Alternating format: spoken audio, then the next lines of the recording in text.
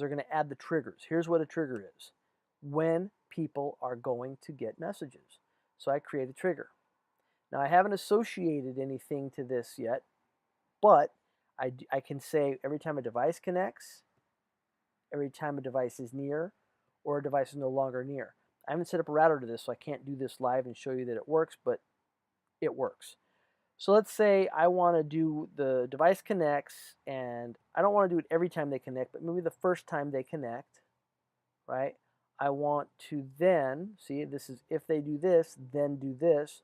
I want to send them a text message. Like I said, you get 300 of these every month with the router. Send them to a webhook. Maybe I have my own SMS campaign that I want to put them into and opt them in automatically, put them in my MailChimp. I can decide. I'll go with an email. I'm going to send them an email after their first visit where, right, this is partake. We're going to add the trigger, right? So where does it come from? You put in the email from where the information, where the email is coming from. You'll put in their work email. When do I want it to go? So after they've logged in, I'm going to wait. I don't want it immediately, but I'm going to say maybe a couple hours later. Let's say 5 hours later, right? 5 hours later, and I want to know how we did. How did we do, right? And we have great templates. You can build your own, get crazy, but select the template. I'm going to go in simply for the reviews template.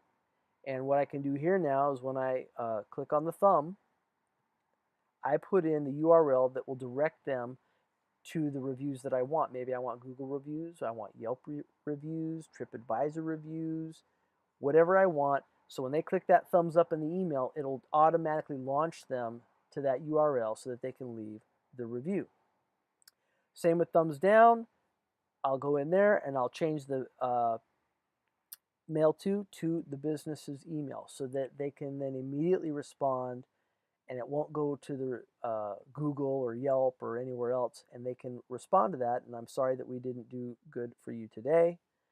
You can actually, now you can get all that set up.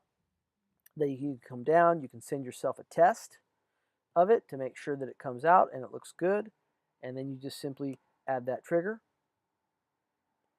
and now you have one trigger set up. So if I go to triggers, you'll see I have one trigger set up. I can set up an endless amount of triggers. So now I can go back in and I can make another one every time a device is near. So maybe they come near the business 3 or 4 times, but they don't use the internet. Well, they could be at the business next door or across the street, somewhere in range. I can hit them up and say, hey, they're just there and it's a hot day. Hey, come on in and cool off.